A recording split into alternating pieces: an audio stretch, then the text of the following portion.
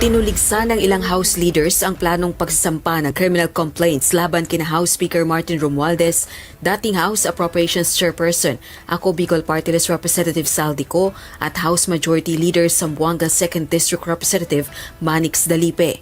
Kaugnay ito ng nasa 241 billion pesos na halaga umano ng insertions. Imagine that one, ha? 241 billion ang insertions, meaning ito yung blanco, ha? Na fill in the blanks, 241 billion. So, hindi po ito diversionary tactics.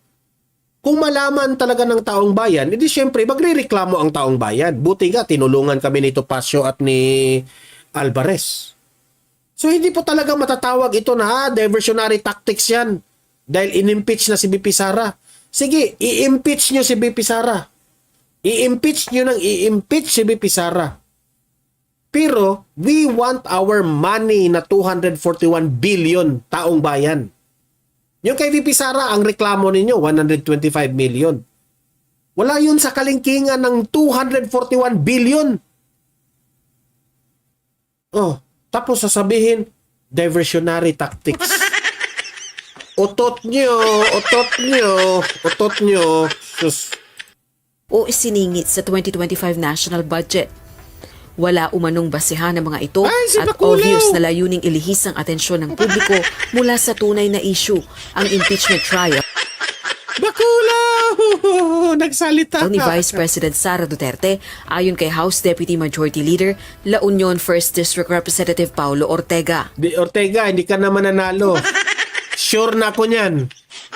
Giit pa nito, huwag gawing panakipbuta si Speaker Romualdez para takasan umano ang pananagutan. Sa pahayag naman ni House Assistant Majority Leader, Alam niyo, sa totoo lang, sirang-sira ng pangalan ni Romualdez ngayon. Ha? Hindi po mga vloggers ang nagsira kay Romualdez. Hindi po ang media ang sumira kay Romualdez. Sinira niya ang kanyang sarili niya sa kanyang ginagawa. Yun, totoo. Zambales 1st District Representative J. Kong Hoon, target umano ngayon si Speaker Romualdez para pahinain ang kaso laban kay VP Duterte. Kahinahinala rin umano ang hakbang kasunod ng endorsement ng impeachment complaint sa Senado. Malinaw anyang diversionary tactic ito. Complainant sa reklamo laban kina House Speaker Romualdez, Representatives Ko at Anong nangyari? Bakit tuminto? Dalipe ang Citizens Crime Watch, House Speaker at ngay Davao del Norte 1st District Representative Pantaleon Alvarez at iba pang kaalyado ng mga Duterte dahil sa bilyong-bilyong pisong halaga umano ng insertions sa pambansang pondo ngayong taon. Siya po ay may ginawang krimen dito sa budget ng 2025. Tama. Malaking halaga po yung ipinasok nila Correct. na hindi po inaprubahan ng Kongreso. Correct. Hindi po ito ang napagkasunduan sa Bicameral Committee at nagulat na lang kaming lahat. So meaning to say, useless yung BICAM meeting. Useless. Useless. Meeting sila ng meeting sa BICAM report, hindi yun ang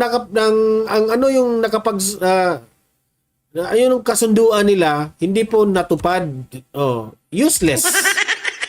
Makita namin kung bakit yung pong in-email sa amin na Bicam report, may mga blanco po dito. Correct. Ngunit, nung pinirmahan ng presidente, kumpleto na.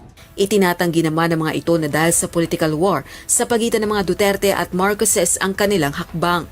Malinaw na mayroong krimen na nangyari. Malinaw na Martin Romualdez, Saldico, at Mr. Dalipe committed a crime. Boo! Boo! Boo! Sabi ni Alvarez, Martin Romualdez committed a crime. Boo!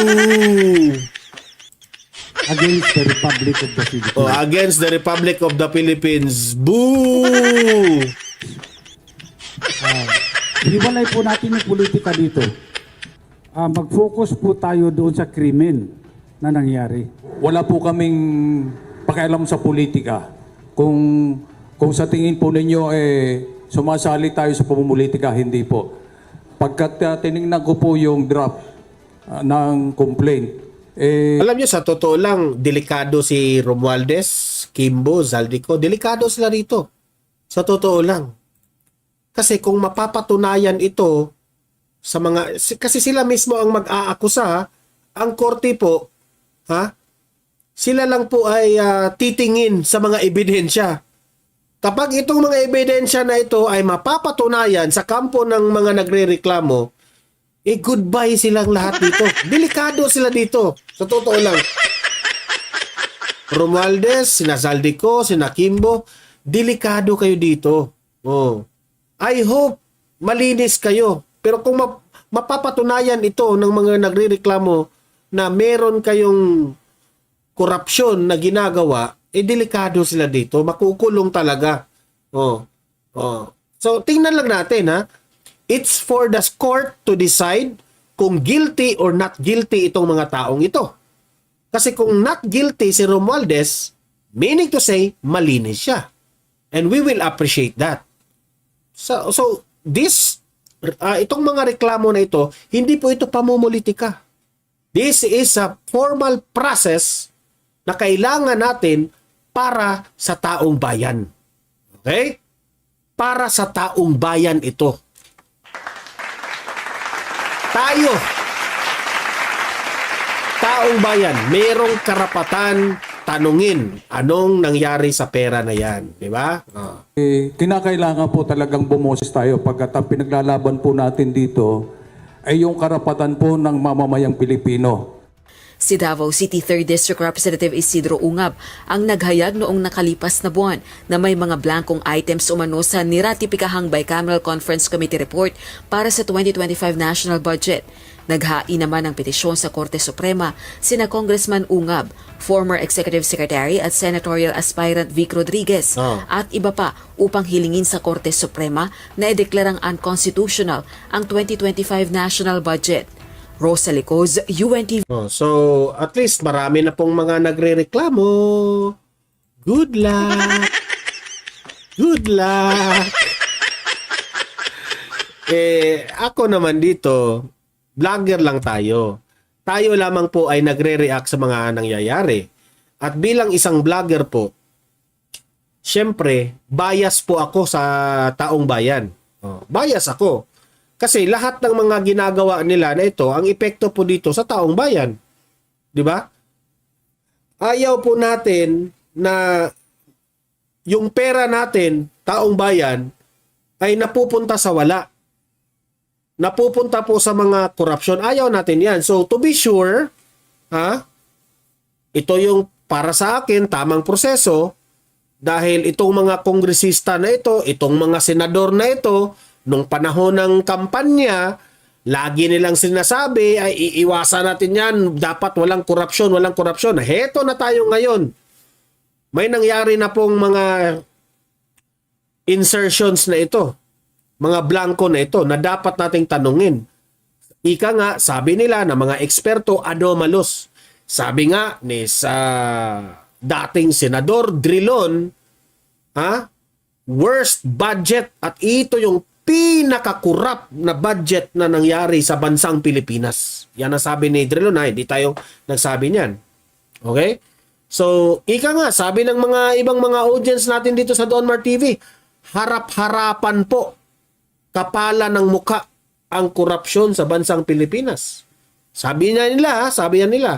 So, itong mga kongresista na ito na nagrereklamo ang taong bayan, meron po kayong karapatan sa batas natin na magpaliwanag. Okay? Sabi ni Wilmo Luig, Donmar, sir, para hindi na nila magawa ulit ang bilyong-bilyong peso pera ng taong bayan sa insertions, ako'y nakikiusap sa taong bayan, huwag iboto ang lahat na pumirma sa impeachment ni VP Sara. Yan ang panawagan ni Wilmo Luigi. Huwag raw iboto itong mga kongresista na pumirma. At dapat nating ipaglaban ang ating Vice President Inday Sara Duterte. Sabi ni Florenda Finwick, delikado si Liza Tanas at si Marcos Bangag. Kasabwat sila dyan. Ay, hindi natin alam, ha? Wala bang tayong ebidensya? Hindi mo na natin na hindi tayo mamimintang. Pero the investigation will proceed. DDS forever at Ray, impeachable offense yan na di mauna si Marcos mag-impeach. Hindi ko lang alam kung sino ang nag-fill in the blanks, di ba? Oh. Kasi kung si Bongbong Marcos ang nag-fill in the blanks, I just don't know kung yan ba ay impeachable offense. Aster Sabilano, sana makulong si Tamba at lahat ng involved sa BICAM. Hindi pa natin pangunahan unless kung ma-proven yan sa korte na sila talagang gumagawa. As of now, ako, nagre-react lang po ako sa mga nangyayari, ha. Ako, hindi ako mamimintang sa kanila muna. Dapat respetuhin natin ang korte dyan. Korte lang ang makapagsabi dyan. Sino pa ba? May tanong pa ba kayo? Nako, Tamba, mapriso ka. Dalunot Scott, hello po. Florida Fidwick, hello. Ayan. Mirna Magno, shout out po sa inyo dyan. Endless Love 94, yung ating moderator. Hello. Jasmine Bisdaqueros, hello po. Siya Senpai, OFW Silent Girl. Ayan. Hello po sa inyo. Victor. Oy, si Victor, yung ating moderator dyan. Hello po, Sir Victor. Ayan, si Victor Mendez. Hello po. Sabi ni Rogelio Lianto, huwag tigilan at araw-arawin ang pagpuna dyan sa BICAM. Rolito, paghubasan, baka makulong si Tambaluslus. Judith Reyes, paano naging diversionary lang sa impeachment? Last month pa yung issue sa BICAM. Correct. Sila yung nagda-divert. Hindi yung hindi yung sila Alvarez ang nag-divert. Ay nako. Isip-isip rin. Di ba? Sabi ni Endless Love, yung ating Endless Love 94, yung ating moderator. Grabe! 215 congressmen ang 150 million each signed to impeach. Hindi ko alam. I'm not so sure about that. Kaloka, may mga dumagdag pa 25 kongresista humabol sa pumirma sa impeachment ni VP Sara Duterte. Baka humabol kasi wala na silang pera. Baka lang, ha? Sabi ni Joseph Sanoria, takot na kasi mag-investigate mga sila kasi natapalan din ng pera. Yan ang hirap, eh. Kasi kung hahayaan lang natin ang mga korupsyon sa bansang Pilipinas, sa totoo lang, kawawa yung ating anak ng ating mga anak in the future. Kawawa. Mas lalong lalala ang korupsyon ng bansa kung hindi natin, kung baliwalain lang natin itong mga pangyayaring ito. Wala. Tama nga yung sinabi ng isang kongresista, dapat ni firing squad sila yung mga natuklasang mga nagkukurap sa gobyerno para matakot. Itong mga kongresista na ito, hindi na po sila takot na paglalaruan itong mga pera ng taong bayan kasi walang gumawang batas para matakot sila. Di ba?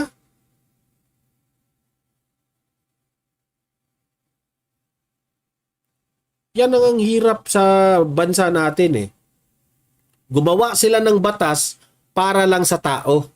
Hindi sila gumawa ng batas sa mga nilabag nila.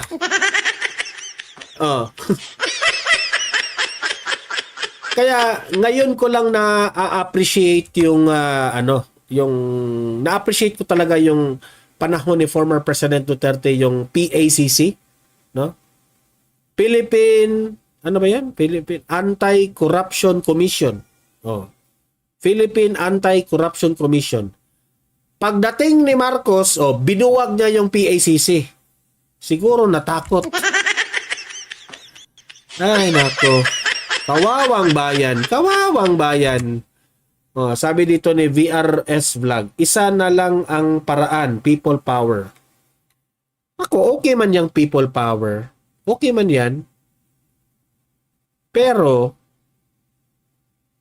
Lahat kasi nakatutok na sa cellphone eh. I don't know kung ano ang trigger, okay? Kung ano ang makapag-trigger ng taong bayan na sasabay na lalabas lahat. Kasi ang usapan ngayon, the entire Philippines. Noon, nagrarally doon sa Luzon lang. Ngayon, paano tayo makapag-rally lahat? Luzon, Visayas, and Mindanao. Oh. This will be the first time in the history of the Philippines. Ha? Kung mangyaring people power, Luzon, Visayas, and Mindanao, mabigat yan. If the majority will come out, then mapahiya sila. Rodi Roa, tama po Sir Donmar, yung national budget ang issue, hindi yung ang impeachment kay VP Sara. Correct, exactly. Kung i-impeach nyo man yan si VP Sara, hindi uunlad ang bansa natin. Pero kung itong kabalastugan dito sa national budget, malaking impact ito kung ito yung isosolve natin. Importante, walang corrupt. Dapat i-abolish yung House of Rep. Ako, yes. DDS forever, Ray. Ako, sang-ayon ako dyan na dapat i-abolish yung House of Representatives na yan. Sang-ayon ako dyan. Dapat nga, ako, I'm for federalism. Rizalina, amen. Pag ang kumilos ay mga men in uniform at sumuporta ang taong bayan, maaring pwedeng military ang mag-take over. Pwede man yan. Pero di ko rin alam kasi itong si Tambaluslos rin nagpasipsip sa mga kasundaluhan natin, di ba? Remember na ba? Binigyan niya ng allowance, yung mga allowance ba yung term doon sa mga sundalo? Marunong rin eh. Rick Lamo, the 8th. Kung si PRRD magsabi na mag-people power na tayo, sigurado lahat lalabas. Correct. Kung si PRRD ang magsabi. Oh. Pero sa tingin ko, ayaw ni PRRD yan. Gusto kasi ni former President Duterte na idaan sa eleksyon ang lahat ng leader, no? Oh.